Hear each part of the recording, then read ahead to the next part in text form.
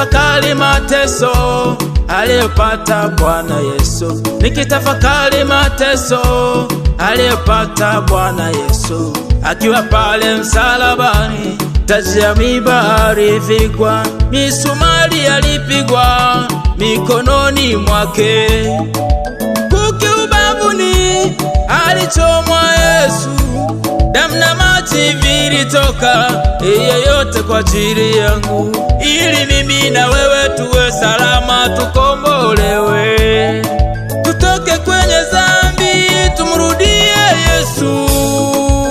Nakushukuru Yesu kwa upendo wako, nakushukuru Baba kwa huruma zako, kwa kujitoa kwangu kwa upendo wako, kwa kujitoa kwangu kwa huruma zako. Nakushukuru Yesu kwa upendo wako, nakushukuru Baba kwa huruma zako, kwa kujitoa kwangu kwa upendo wako, kwa kujitoa kwangu kwa huruma zako.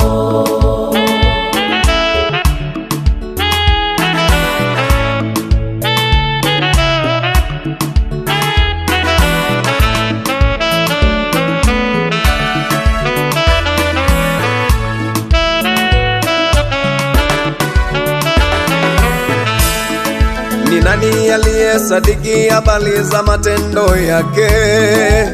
Huyu Yesu mwana wa Mungu.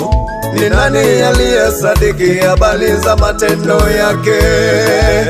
Huyu Yesu mwana wa Adamu. Habari zake zilisimuliwa tangu mwanzo, Nabii Isaya eleza habari za Yesu. Hakika ameyachukua masikitiko yetu sisi, kwa kupigwa kwake sisi tumepona, tumepata amani na furaha maishani mwetu. Tunalo tumaini la kuishi milele yote, tunalo tumaini la kuishi ndani yake milele na milele. Nakushukuru Yesu kwa upendo wako, nakushukuru Baba, nakushukuru Baba kwa huruma zako, kwa kujitoa kwangu, kwa kujitoa kwangu kwa upendo wako, kwa kujitoa kwangu, kwa kujitoa kwangu kwa huruma zako. Nakushukuru Yesu, nakushukuru Yesu kwa upendo wako, nakushukuru Baba, nakushukuru Baba kwa huruma zako, kwa kujitoa kwangu, kwa kujitoa kwangu kwa upendo wako, kwa kujitoa kwangu, kwa kujitoa kwangu kwa huruma zako.